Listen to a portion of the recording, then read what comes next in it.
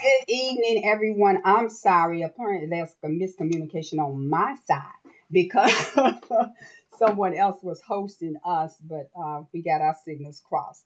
But anyway, we're going to go ahead and get started because, Randall, you are absolutely right. People are here, and I'm like you. I want to respect people's time. We thank them for coming. So, we're absolutely going to get started. So, thank you everyone once again for joining from Victim to Victory this evening. I am excited. I've been excited. Randall and I have been discussing and then talking about this.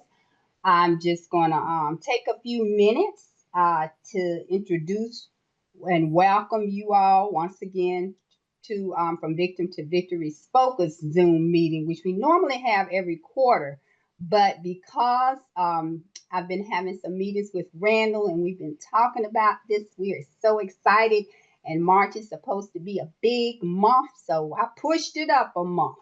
So we are here. I want to tell you a little bit about From Victim to Victory, though I'm not going to take up much of his time because we want him to have all the time and use all the time that he needs to educate us.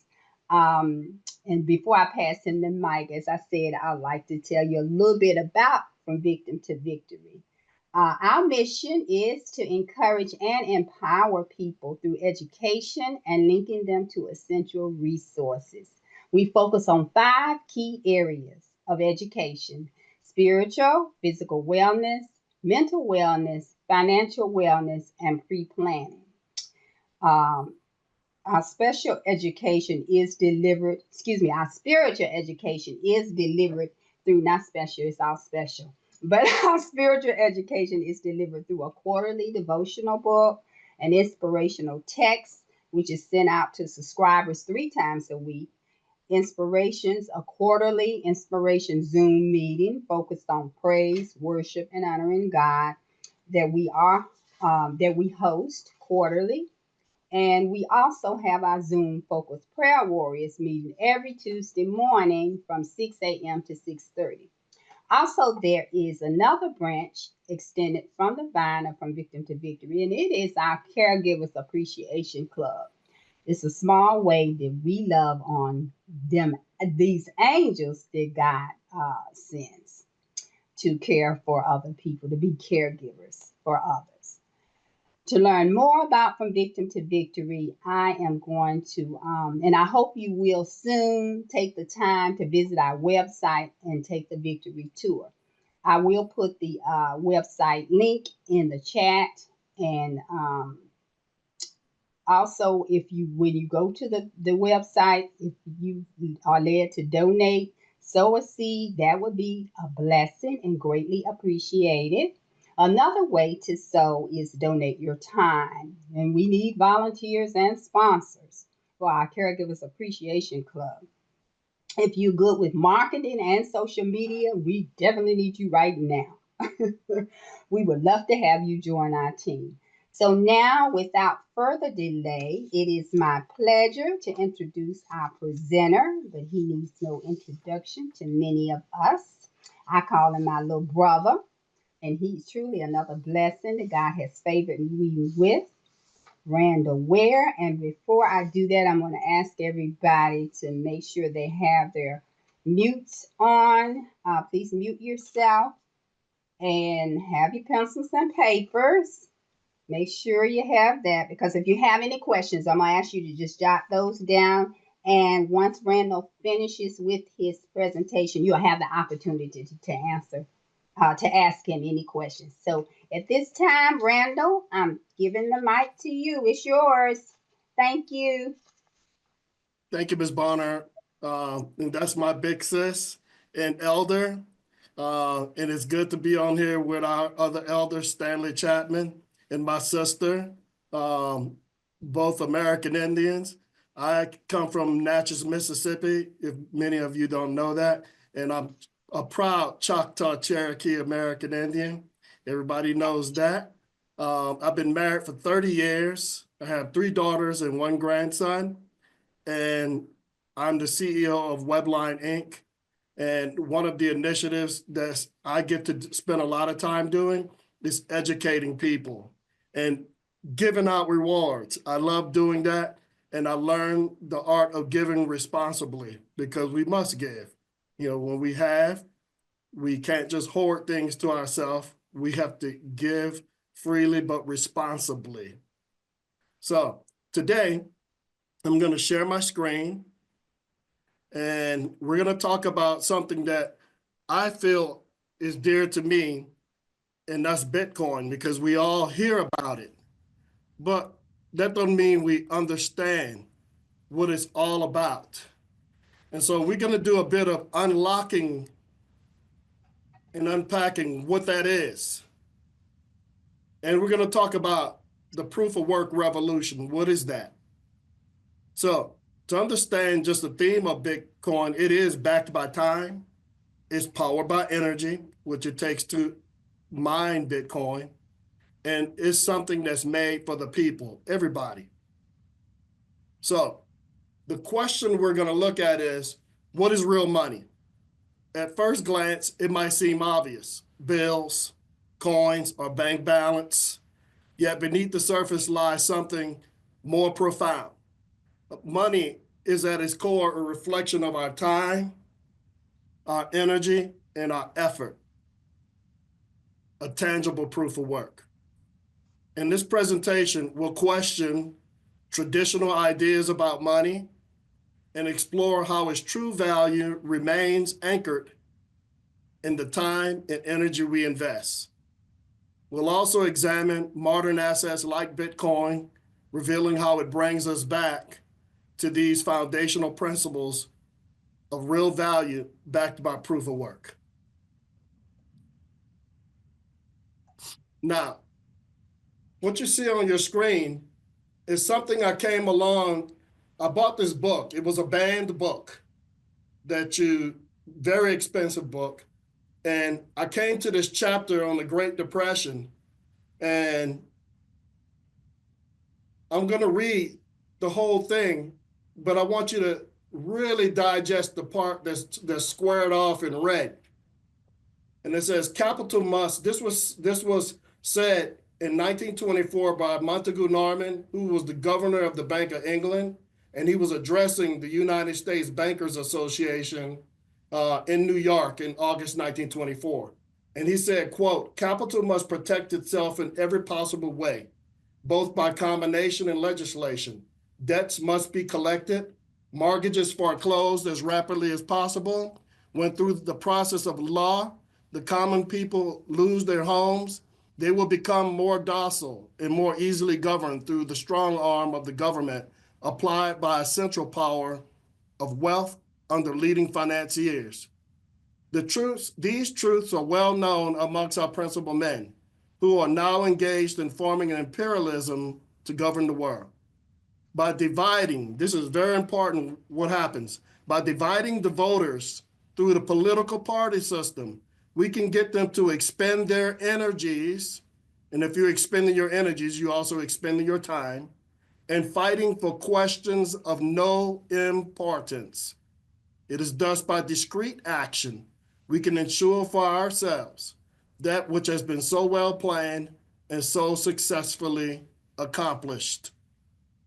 So we look at in our day, this was a time where these planners were on the verge of causing the Great Depression, planned it out, used the party system. And we see today, if you're not mindful of how you use your time and energy, you can find yourself watching news and getting distracted about things that after 4 years of any president won't really mean anything to you.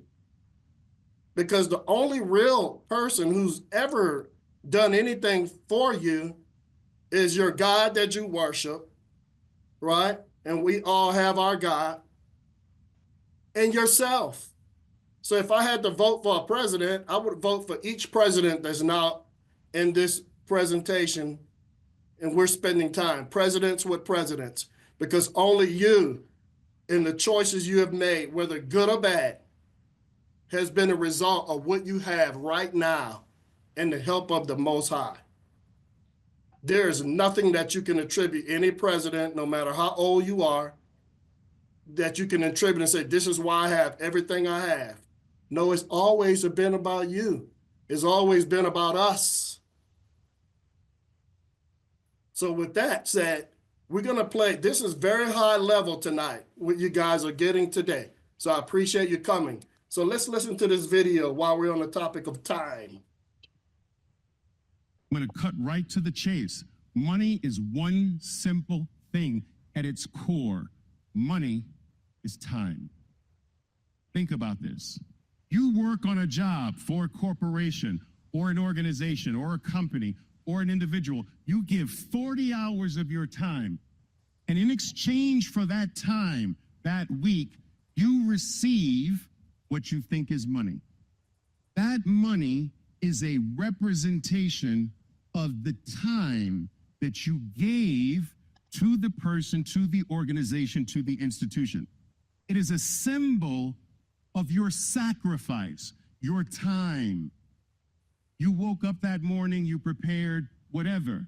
All of that time is built into the money. Your time is also imbued with your talent.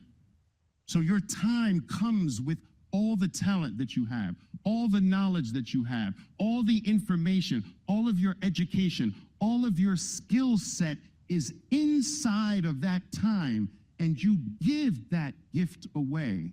Now, in exchange for giving that to someone, you receive a token called money, which represents the time imbued with all of your talents.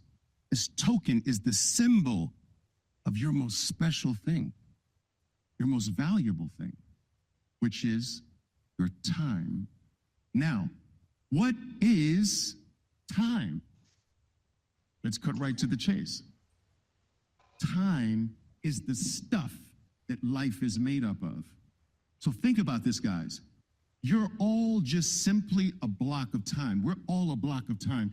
And when that block of time disappears, we are no more, at least on this plane.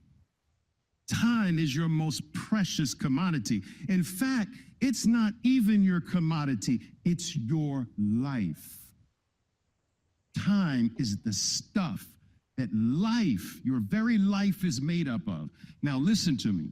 If time is your life and money is time, then money is your life too. Money is time. You get money, which is a symbol of your time, and your time is your life. So your money is a symbol of your life. If you see anyone that squanders their money away, they are squandering their life away. If you find someone who's irresponsible with their money, they're irresponsible with their life, the very life that they have. It is the symbol of who they are. It is the most valuable symbol of all, because it's the symbol of all of the things that are imbued in your time. Time is your life. Money is time. And that life, anyone who controls the money you give your time with controls your life. If money is time and time is your life, then he who controls the money that you give your life for is your master. Money should never be in the hands of a human being. Money should never be controlled by another man. You should never have to work and give your life, your talent, your skill, your everything for a money that someone can mix up, create out of thin air, and give to you, because that makes you, your life, in the hands of the person that creates the money. They control the time. They control your time, which is also your life. Now, it's only in modern times that we have a system where man has created money. You see, throughout history, money was never created by a human being. Money was never in the hands of a human being. money was always, for thousands of years, created by God. Cattle used to be money. Man can't create cattle. Man didn't create cattle, right? What else? Salt used to serve as money. Man didn't create salt. What else? Silver wasn't created by man. Gold wasn't created by man. Wise stones weren't created by men. Agri beads weren't created by men. Seashells weren't created by men. Money has never been created by man. It is only recently that somehow men, groups of men, took control of the creation of money and blocked everyone from all the monies that can't be controlled. And this is done to enslave us. You enslave us when you control the money that we give our lives for. You wake up every single day of your life, and from the time you lift your head off the pillow, you are thinking in dollars. You are judging everything by someone else's money, another man's money. It's ruling your life. You judge whether something is worthy or not by a dollar price. You judge whether you can do something or not that you want based on a dollar price. You make all of your decisions based on a dollar. You go out and try to get dollars. You try to give things in exchange for dollars. Your whole life is dedicated to working for another man's money. And this is the slavery part. Now, modern day slavery, why we are all slaves under this system. A slave, let's define what a slave is. A slave is someone who does not own his time. If another man owns 100% of your time, you are a slave, and whoever owns the time, your time, is the slave master. So, by definition, a 100% slave is someone who does not own his own time. Okay? Now, and the second part of the definition, a slave, a 100% slave, is someone that 100% of the fruits of their labor from that time, it's not even theirs either. So not only is your time not yours when you're a slave, whatever that time creates or produced belongs to another man too. That is a 100% slave. This type of slavery used to exist, but remember, when 100% slavery existed, you can only apply that to small groups. You can't apply that to everyone. No one's going to buy into everyone, but you can conquer a small portion of human society and subject them to this brutal 100% slavery. But what if you wanted to enslave the entire world, not just one group? What would you do? You can't apply a 100% slave strategy. That's not going to work. Well, what would work for everybody? What if we could bring everybody under a slave-based system? What if we knocked it down? 80%? No, I don't think that's going to work. What if we knocked it down to 40%?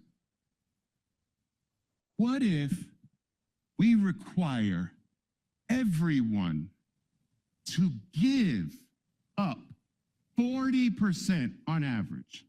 I know taxes are different across different parts of the world, but this is an average. What if we could put everyone under the system where 40% of all of their time and 40% of all of what they produce from that time goes into the system, comes to us?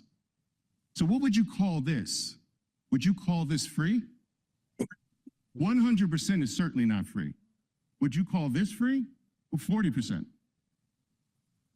A 40% slave. I'm going to show you that it's actually, it says 40%, but you're going to find out that it's actually more because there's a trick involved in here. So look, what plantation do you belong to, by the way? What plantation? Wait, which one? Which plantation? Is it the United States? Is it Canada? These are all these are modern day plantations, guys. You are born by no choice of your own on a piece of land. You are immediately stamped and branded like a slave with a number. Why? Because this is a big ass plantation. Right? You are branded with a number, a social security number, a cellular, right? You are forced and told that you must give, you must work on this plantation for a coupon that we create for this plantation. Other plantations have their own coupon, but you were born on this plantation and you must spend the rest of your life working for our coupon. We don't have to work for it, but you have to work every day of your life until you die for our piece of paper, our coupon. You will work for this forever here, just because you happen to be born on this piece of land. We give you no choice.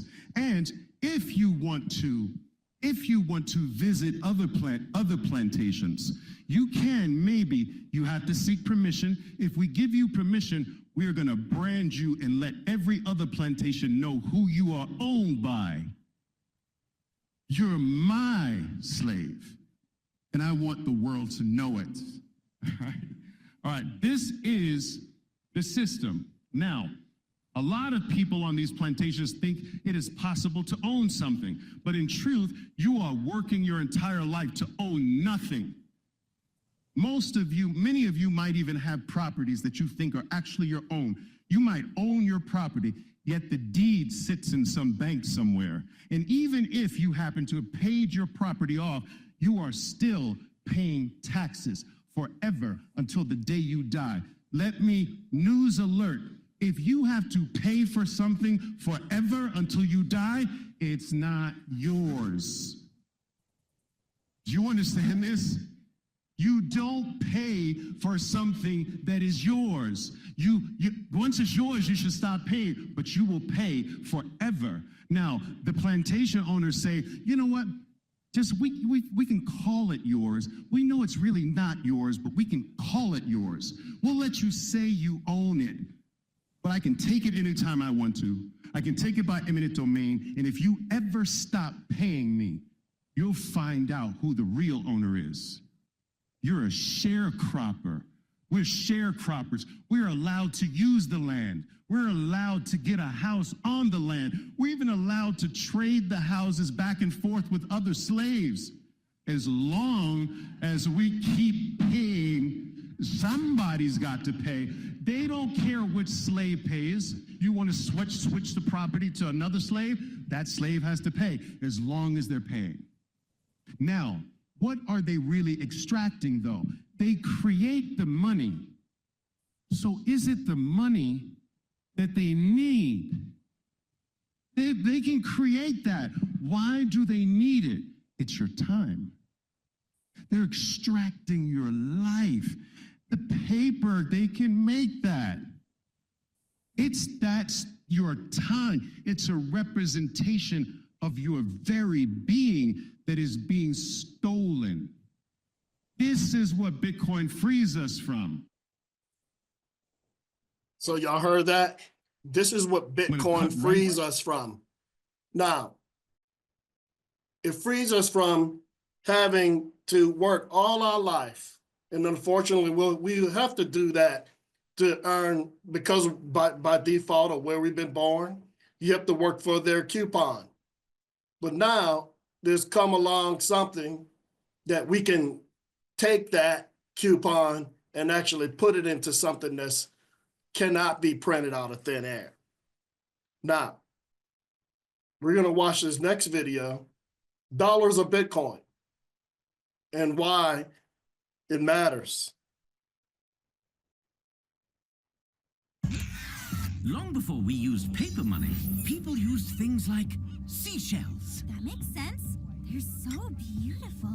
And they make amazing swimsuits. Oh, my eyes! This this brilliant Algonquin nation would make beads called wampum out of seashells. When Europeans arrived, the Algonquins often traded with them using the wampum as money. The wampum was an excellent choice for currency because it was hard. Good money is hard? We should use my gummy bears. They've been in my pockets for weeks. Oh, ow! No. When I say hard, I mean it's hard to get or create. The gummy bears aren't just a terrible idea because they're gross. Hey! But they're a terrible idea because they're way too easy to make. Well, what's stopping the Algonquin people from just making a million beads? Only a limited number of shells show up on the ocean floor each year. I got one! And each wampum bead was crafted by hand, which took a lot of time and skill. So when a Hanu trades his furs for beads, his hard work of hunting is being represented by something equally hard. Money that's hard to make keeps its value. That's great! The wampum sounds like a perfect form of money. The Europeans thought so until things changed. When specialized tools arrived from Europe, making wampum quickly became easy. The Europeans also began to create fake wampum without seashells, using other materials like stone or glass. Suddenly, the beads a Hanu saved weren't worth much for trade with Europe. When money became easy to make, all its trade value washed away. Okay, so we need money that's hard to find. What about gold? A good idea. Gold is rare and hard to mine, but because gold was heavy and hard to carry, government started using paper money that represented gold stored in a big vault. Oh, like a coupon where you redeem $5 of paper money for $5 of gold. Exactly! The government couldn't print more money without mining more gold, and it worked great! People built wealth. Society thrived.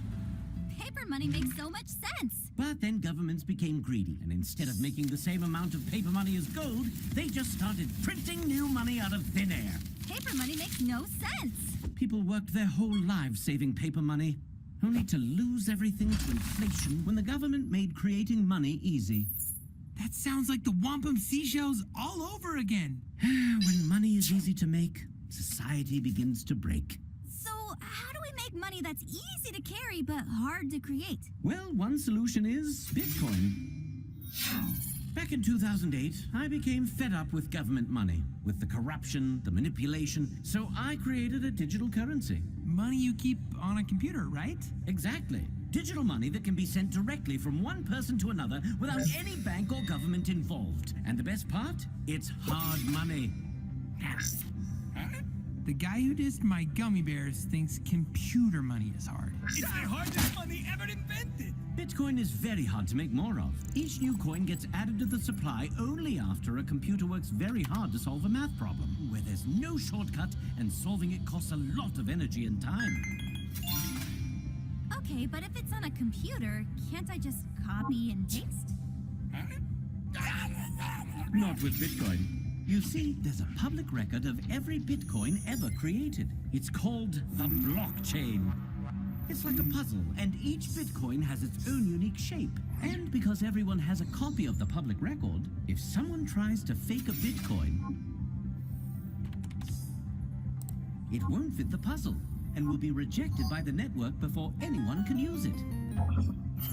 That's why Bitcoin is so safe from criminals and the government. You said criminals twice.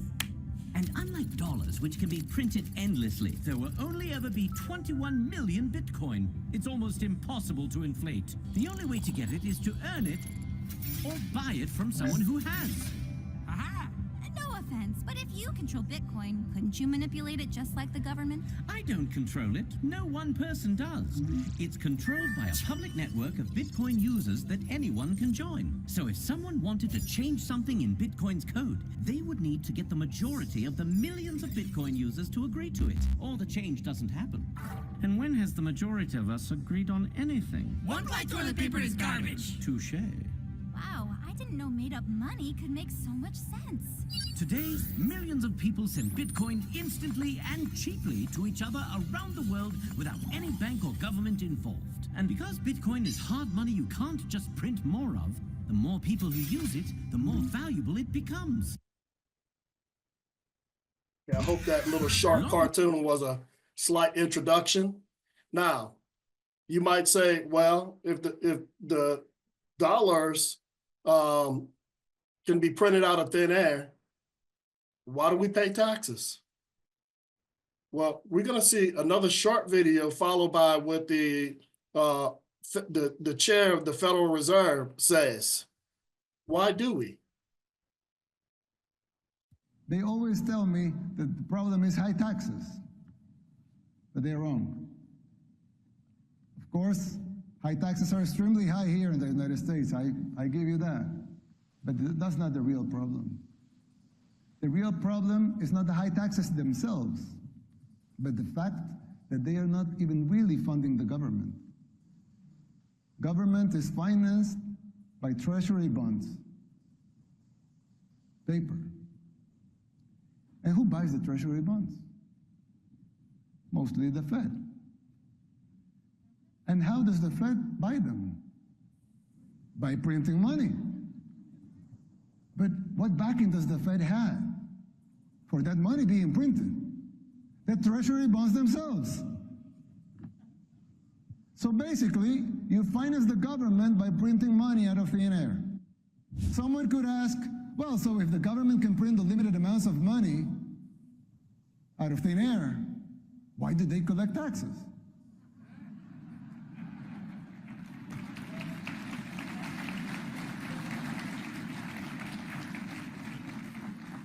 I mean, in theory, it would make sense, right? If they can print unlimited amounts of money, why would they need taxes for? The answer is simple, but it's very shocking.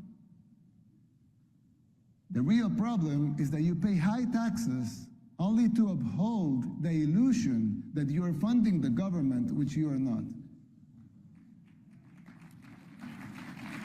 It's shocking, but it's true. The government is funded by money printing, paper backed with paper, a bubble that will inevitably burst.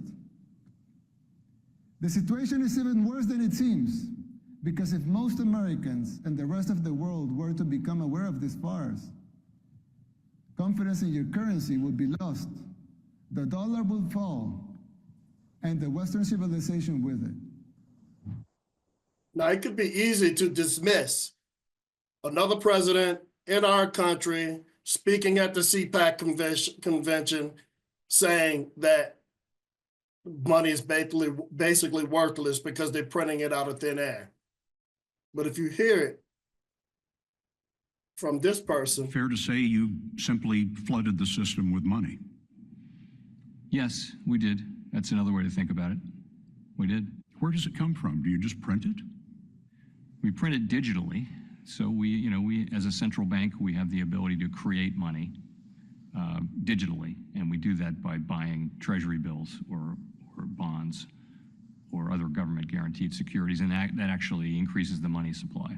We also print actual currency, and we distribute that through the Federal Reserve banks.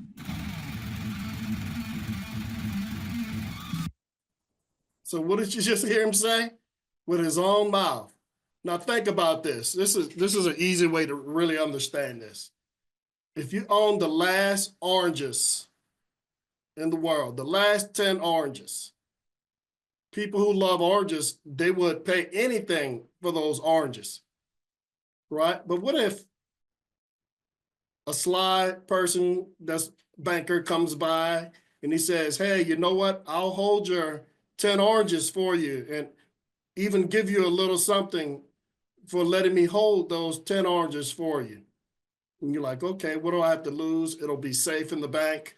And I have the last 10 oranges. You know, I could get a lot of money for that. People would trade their valuable things with me because I own the last 10 oranges. But what if, unbeknownst to yourself,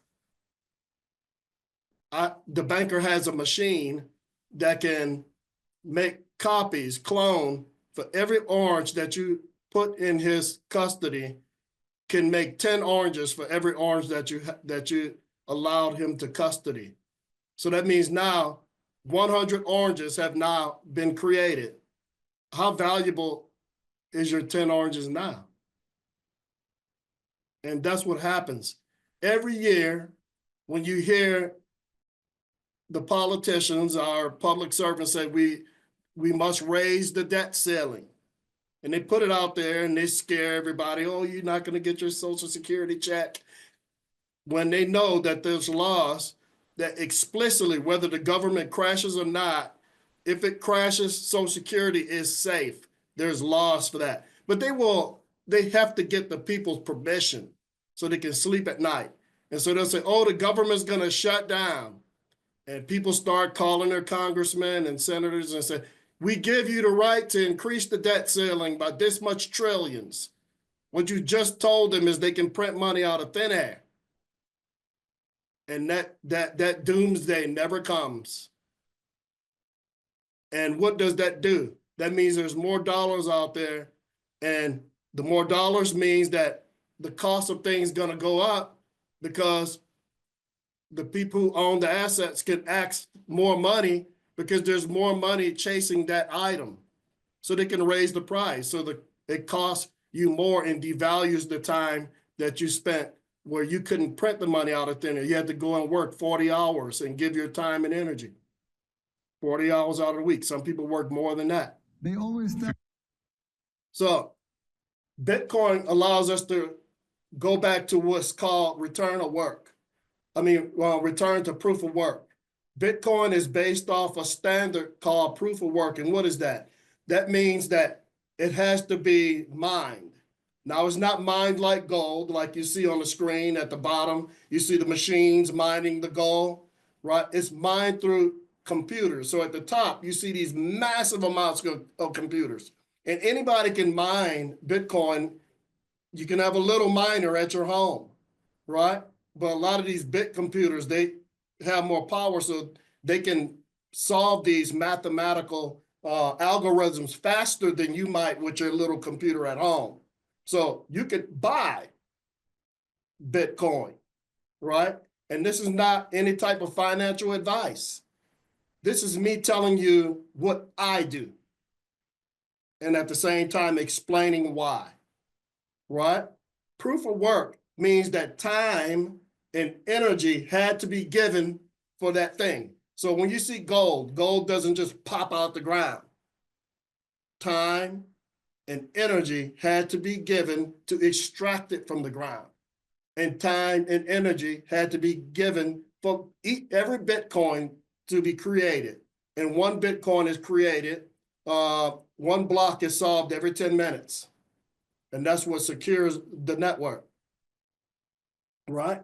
And there will only ever be, unlike money, if you think about fiat money, fiat in Latin means fake, right? Because the money now that they print out of thin air is not backed by neither time nor energy. And think about that, how important that is. God himself had to use his time and energy to create everything. So all of us are proof of work of God using time and energy, of your mom and dad using time and energy. You didn't just pop out of thin air. So if you are saving your money, the money that they gave you, the coupons, and you are putting it somewhere that is not backed by time or energy, then you're putting apples with oranges. When you should be putting your time and energy with your proof of work, because what is your proof of work? Your proof of work is the paycheck. It's just the representation that you gave your time and energy and that paycheck. Now, what's the problem? The problem is what happens once you get your paycheck. Because of the modern invention of direct deposit, something fundamentally changes. Many of you on this call remember when we used to get paper checks. I loved paper checks when I used to get them. Maybe the banks didn't like it because they couldn't get their hands on your money fast enough. I remember I used to stack checks, especially if I was saving for something that I wanted to get and I didn't want to put the money in the bank right away, because I knew I would probably spend it. So I would stack those checks. And then when I got the amount that I needed for that thing or what I was trying to buy, then I would bring it to the bank. And they were probably wondering why that bastard held on to all of that, our money all this time, and we couldn't have custody of it. And then even then, they had to wait, they had to sign it, give it to them, then they had to wait till the other bank gave it to them. And that was just too inefficient. It wasn't efficient enough. So they had to go to direct deposit, but they had to sell it to you as a convenient. Oh, sign this out, your check over to us right away, and you'll get access to your money right away. You didn't realize that once you gave ownership for them, faster than you could work, you had to work all week, faster than you can blink an eye, your money, the original proof of work, was already invested in giving other people's mortgages or the bank giving out credit cards or different things like that, right? And so on the bank's ledger, you exist as both a asset, and on the other side of the ledger, you exist as a liability, because they know that you can come and ask for that, because in that arrangement, you're the creditor and the bank is the borrower, right? And so that's why they had to capture your time and energy more efficiently. So let's talk about Bitcoin. When we talk about that, many people think Bitcoin's out of reach because of its price, but that's not true. You hear on the news, oh, Bitcoin's 85,000, oh, it's 95,000. But Bitcoin can be divided into 100 million tiny units called Satoshis. And there is called Satoshis because it's named after Satoshi Nakamoto, the person or persons or he or she that created it, that just disappeared after.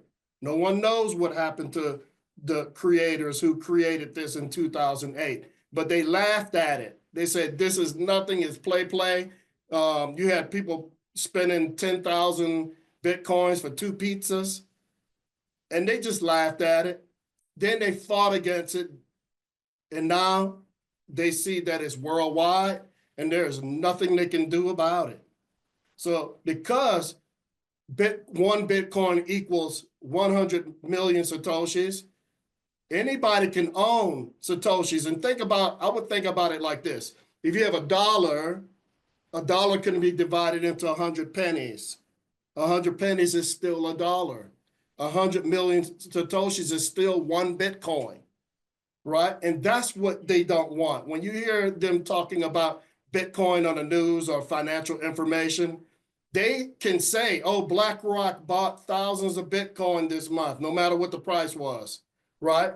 They can say it like that because they can afford to buy whole units of Bitcoin. They don't say, oh, they bought billions of Satoshis, because then that would let you know, the common person, that wait a minute, I can buy the Satoshis too? Even if I just have $2, I can buy Satoshis? Yes, you can. So it was built to be accessible by all, no matter what your financial situation is.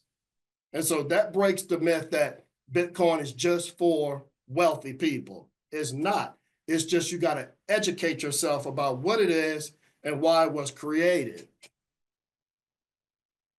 Now, what you mostly hear about is Bitcoin's volatility. But volatility is a natural part of any asset, right? It's no secret, you hear it, that Bitcoin's going up and down. But if you look at from 2010 on the chart, it goes up and down like a what? A heartbeat, but it's always trending up. But if you look at the dollars, the purchasing power of the dollar since 1913, as the government was able to print dollars, the dollars were able to buy more in the past. But now it's flatlined because they printed so much money. That means they've extracted the future time, the current time, and the future time. And that's why this is a reflection of your life. Your life, because you're always wondering, why am I not getting ahead? I'm working 2 jobs. What am I doing wrong? You're not doing anything wrong. It's just that you don't understand that you're being debased. out of your time and energy. Now, we know it's volatile, but I want to go back here. If you went to the doctor and he saw that you had a heartbeat, he would say you was alive. But if you went to him and your heartbeat looked like the US dollar, and it's basically flatlined in purchasing power, he would probably tell you to call your next of kin because you are dying. Now, all of you have heard of Albert Einstein, but most of you probably never heard of the Rule of 72. Some call it the ninth wonder of the world, and it's one of the easiest formulas that he has created. And what it tells you is you can take the number 72 divided by the interest, the average interest growth, or average percentage each year of an investment or savings, and you can divide it by that percentage. 72 divided by that percentage, and that will tell you how many years, the number of years it takes that investment to grow. So for example, I'm going to give 2 examples how it can work for you and against you. If you have a credit card and the credit card interest rate is 20%, if you take 72 and you divide it, you got $10,000 in credit that you owe. If you take 72 divided by 20, you're going to get 2-point-something years, right? So that means every 2 years or so, that $10,000 that you owe is going to double, right? But it also can work for you. For example, if Bitcoin grows at an average of 50% each year, right? Now, when you say average, right? Average is a sweet thing because basically it makes you don't care what the news is saying every day. You don't care. All you care about is what the average is. So you're not watching your phone. Oh, it went down and they say it's crashing. If it's crashing, buy some more. It's on sale. That's what the rich people doing, right? So if you know that, then at the end of the year, that's what you want to see. What did it grow by, right? What percentage was it? Now, you're going to be surprised that over the last 10 years, Bitcoin's average growth rate over the last 10 years was 60%. Right? So what does that mean? That means Bitcoin's potential.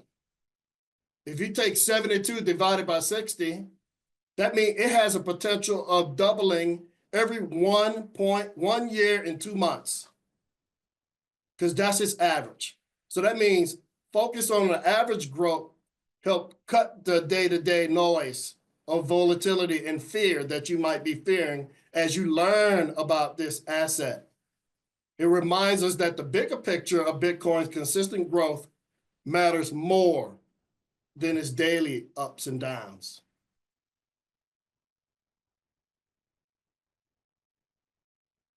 Let's put it in perspective. You saw that chart where Bitcoin was going the opposite way as far as its purchasing power, and the dollar was going down another way.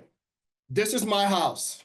My house in 2015 cost $160,000. Now, Bitcoin at that time was $100 per Bitcoin. That means it would have cost $1,600 Bitcoin to buy my house, right? Because that's what it costs. So if I bought it all in Bitcoin, I would have spent $1,600 Bitcoin for a $160,000 home. Fast forward to 2025, and my house costs $364,000. If I was to sell it and someone had to buy it, it would cost $364,000. Now, notice what I said. Did I say it was valued? Its value was that? No, I did not say that. I said it costs. That means the dollar, it takes more time and more energy. It's the same house. It didn't change. Maybe I fixed some things and done some things in the yard, but it's the same house. It just costs more dollars because the dollar lost a tremendous amount of value. That means it almost costs double, more than double, right? But how much does it cost in Bitcoin? Only 4.5 Bitcoin. So that means had I bought Bitcoin back then, if I was educated and knew about it, 160,000 times 85,000, I could buy a whole bunch of I could buy thousands of my house right now. So that highlights how inflation erodes the dollar. And inflation comes from them stealing your time. And they say, oh, we're going to keep it. We're going to steal 2.8% of your time this year. We try to keep it, I was stealing at 2%, but it's going to be high. They projected, they released the numbers yesterday, and they say it's going to be 2.8%. So all of those seniors who got a increase of 2.5% on their paycheck, if they got a 2.5% increase and inflation is 2.8, they're in the negative. And they're going to be wondering, they're -2. So that means they're going to be wondering, no, -3. They're going to be wondering, what am I doing wrong? Why is everything continuing to cost more? Because the dollars, when you look on the dollars, when you look on the dollar bill, it says good for paying debts, good for paying legal tender for paying debt. It never said it was good for saving. So we can't even go to the government and say, why are you not letting my dollars grow in value? Because they told you right there on that little coupon, it was good for paying debts.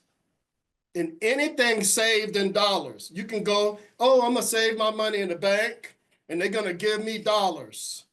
You can't make enough dollars by the interest that they're paying. You can't make enough because they printed too fast.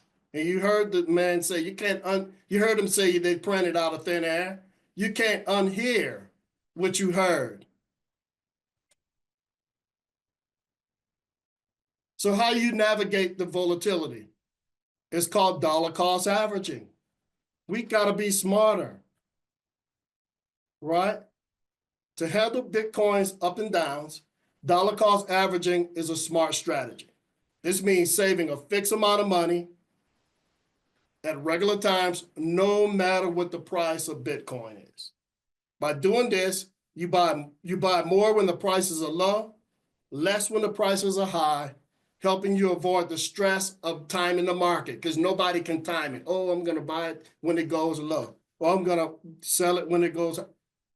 Over time, dollar cost averaging is a steady approach that lets you build Bitcoin holdings and focus on its long-term potentials. And let's look at that in more detail. Imagine you invest $100 in Bitcoin every month. And I'm going to correct that. Investment, that's the wrong word. Save. Because an investment is when you put money in a security. And I need to fix that. But I kind of kept it on purpose so I can say I need to fix that, right? Bitcoin is a commodity. Gold is a commodity. They call Bitcoin digital gold. It's a commodity. You invest in securities products. What's a security? A security is stocks. A security is bonds. A security is Tesla. A security is Google.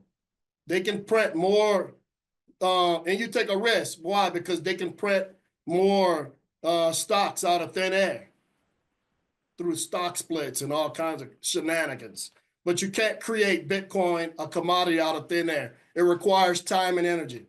So imagine you save 100 Bitcoin every month for 5 months, no matter what the price.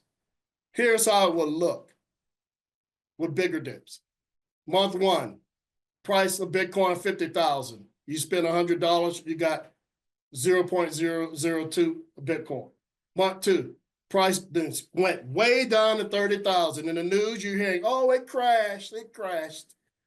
You just got more Bitcoin. Look at that, 0.00333, right? And let's say it crashes even more. Same $100. You got even more Bitcoin, 0.005.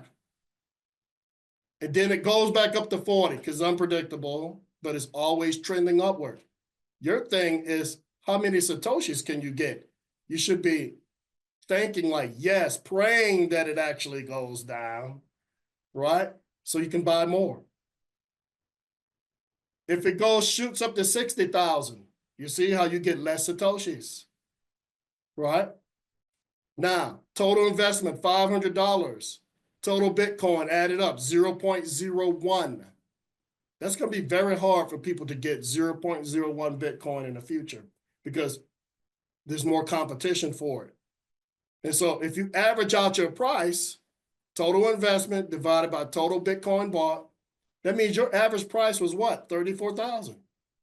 Not 60,000, not 40,000, not 50,000.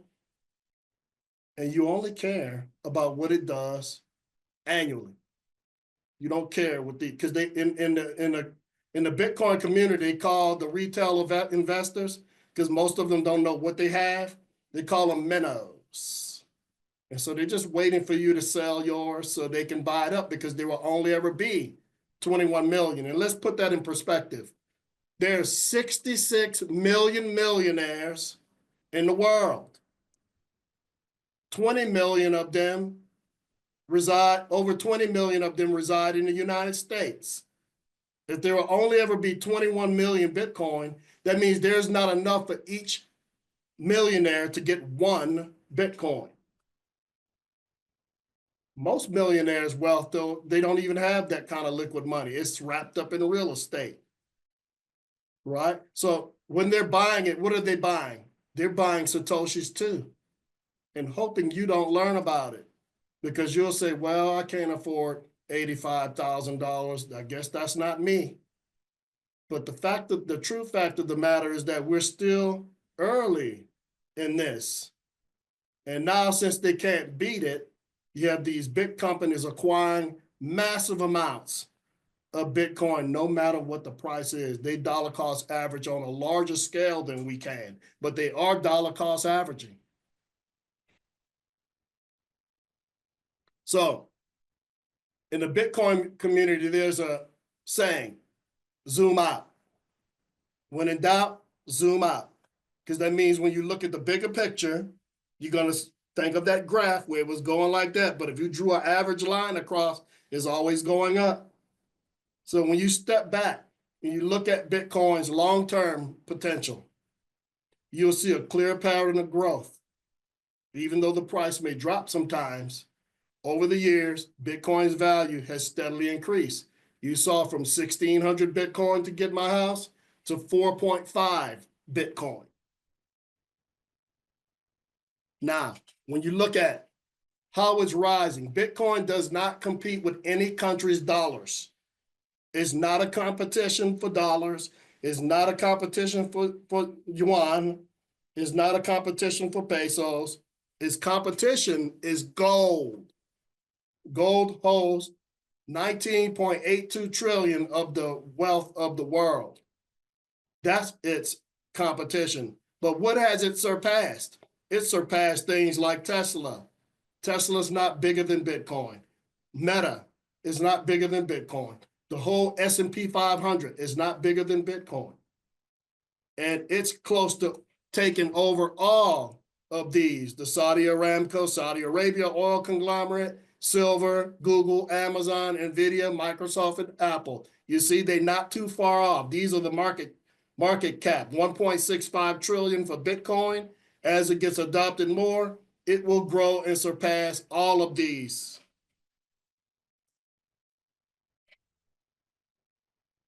So, because we know Bitcoin's fixed supply, 21 million coins, makes it one of the scarcest resources on Earth.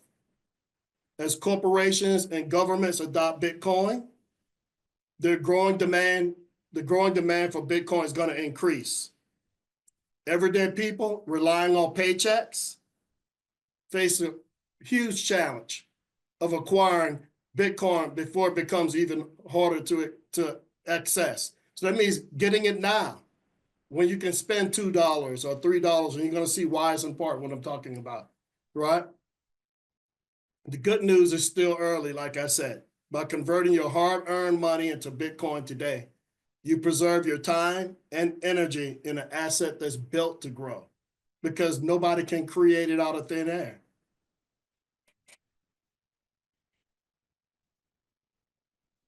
Now, what should also be a triggering for you that make you think real hard? That's why I said tonight is one of the best things that you can give your time to. Because the president just signed an executive order on March 6th, establishment of the Strategic Bitcoin Reserve and United States Digital Asset Stockpile. What did he say? I'm going to read these two little sections. You can go and read the rest of it. By the authority vested in me as president, by the Constitution of the laws of the United States of America, it is hereby ordered. Bitcoin is the original cryptocurrency. Bitcoin protocol permanently caps the total supply of Bitcoin at 21 million coins and has never been hacked. As a result, its scarcity and security, Bitcoin is often referred to as digital gold because there is a fixed supply of BTC, short for Bitcoin. There's a strategic advantage to being among the first nations to create a strategic Bitcoin reserve. The United States government currently holds a significant amount of Bitcoin. They hold 200,000, just so you know. The United States government currently holds a significant amount of Bitcoin, but has not implemented a policy to maximize Bitcoin's strategic position as a unique store of value in the global financial system. Just as it is in our country's interest to thoughtfully manage national ownership and control of any other resource, our nation must harness, not limit, the power of digital assets for our prosperity. It is the policy of the United States to establish a strategic Bitcoin reserve. It is further the policy of the United States to establish a United States digital asset stockpile that can serve as a secure account for orderly and strategic management of the United States other digital asset holdings. So your question should be maybe not so much of, maybe I don't understand it, because you have all the tools to learn about it, or I might do that later when the price goes down, right? Instead of buying $2 in Satoshis, $3 in Satoshis. The government, if the government is creating a strategic reserve, should you not have a strategic reserve for your own home? Or just keep working for dollars that you know stealing your time? And the government is not the only one. 33 states are racing to pass Bitcoin strategic reserves of their own. Georgia just proposed a second Bitcoin bill and proposes to use unlimited state investments. Why aren't you?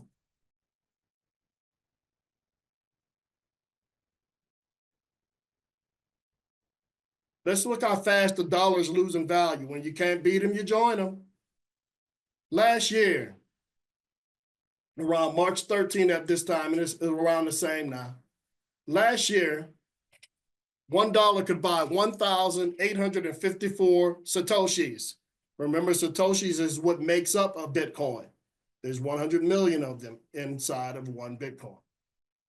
This year, $1 can only buy 1,195 Satoshis.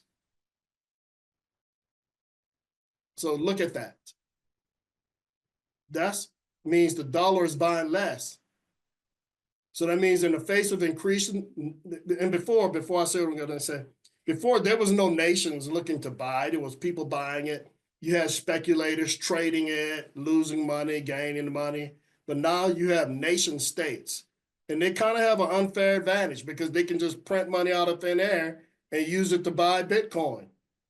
When you have to go and work at a job and wait for your paycheck to get some. So in the face of increasing nation state and institutional adoption, the ability to participate in Bitcoin's network is not just an opportunity, ladies and gentlemen, it's a necessity. So what do? I save in Bitcoin. I do not save in dollars. I save in Bitcoin and I spend dollars. That's what dollars are made for. If you're doing anything that thinking your money's going to grow and you putting it in dollars and just sitting there,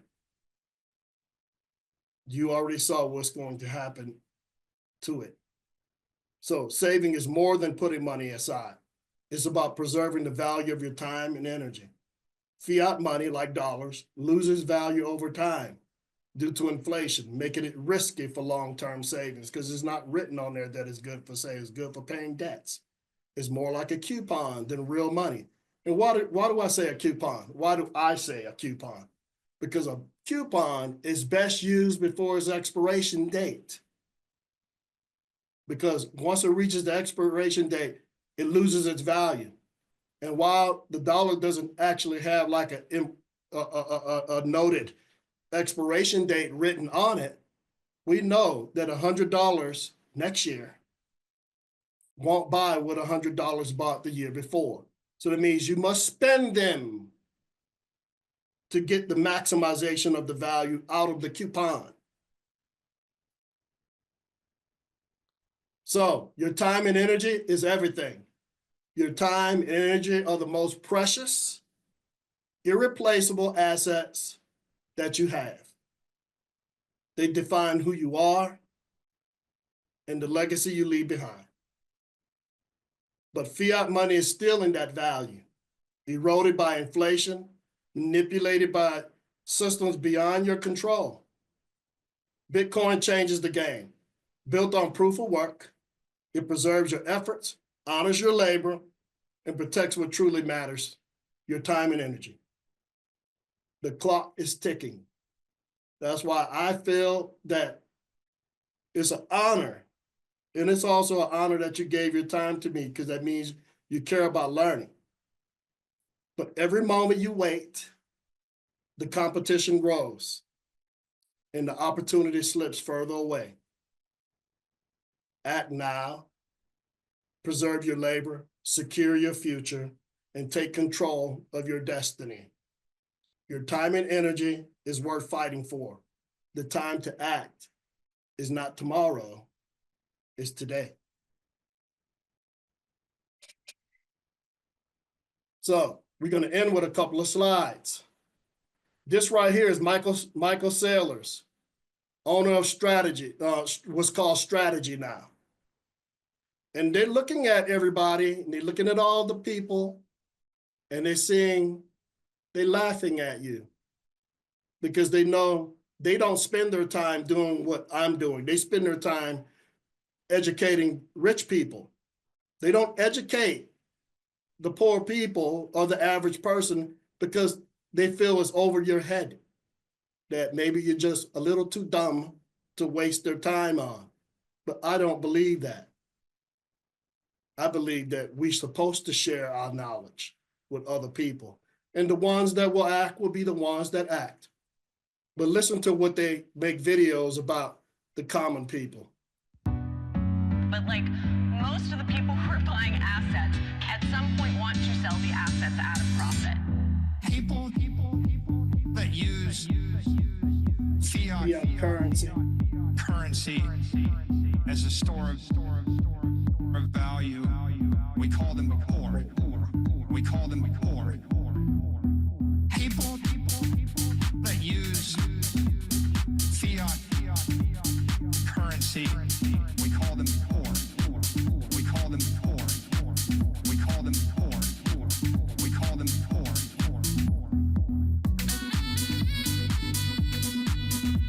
There's a name for them. We call them poor. We call them poor. Okay? Now, you're probably saying, well, who is he to call us poor? Well, look at the major institutions that's investing in his company. His company owns almost 500,000 Bitcoin. Vanguard holds significant portions of MicroStrategy. Capital International Investors, BlackRock, Morgan Stanley, UBS Group, Goldman Sachs, Bank of New York Mellon, which is one of the largest banks, IMC Chicago, Susquehanna International Group, Citadel Advisors, Jane Street Group. Michael Saylor owns some of his own stock. Capital Research Management Company, countries, Norway, Switzerland, and South Korea, just to name a few. I want to give a big shout out to our elders, because without our elders, like Ms. Barner and Mr. Chapman, who's a proud Cherokee, we wouldn't be able to do what we're doing. And Ms. Lily Poole and your husband, I live to serve because I know the value our seniors have. You guys are the reason we exist. It's the reason why we're here. And without you guys, there's nothing we can do. And you guys hold so much knowledge in your head. We got to get all the knowledge out your head, because that's the only way we're going to succeed in the future. You guys are our Bitcoin. All right. See y'all later. And y'all have a wonderful night, because I know it's late in Georgia. It's 9 o'clock here in New Mexico. And thank y'all for your time. Did y'all enjoy? If you enjoyed the presentation, in the chat box from a 1 to 10, if you can put, give me a score. And if you want to text me on my phone and tell me some things I could do better on, I'm humble.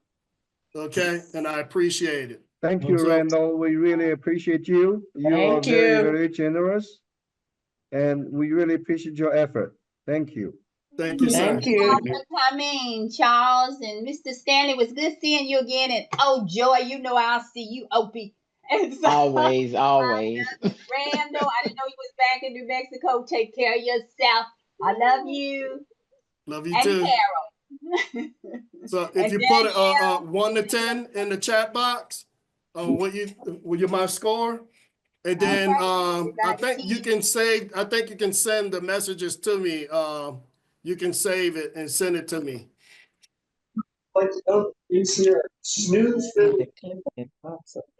Thank you all in your chat. Put your scores. We should see. We're gonna see all 10s, Randall. And when you're done, then you can go ahead and enjoy the rest of your evening. Okay. Thank you. Thank you. You too. Enjoy your evening, everybody. Enjoy. Thank you. Love you all. Y'all be safe. Okay. Thank you. Randall, Thank you, my brother-in-law. Yeah, I'll call you, Stanley. Okay. All righty. Thank you, Randall. Thank you, Charles. I'll call you Thank if I y'all have for any coming. questions. Okay. Thank you. Thank you. The same.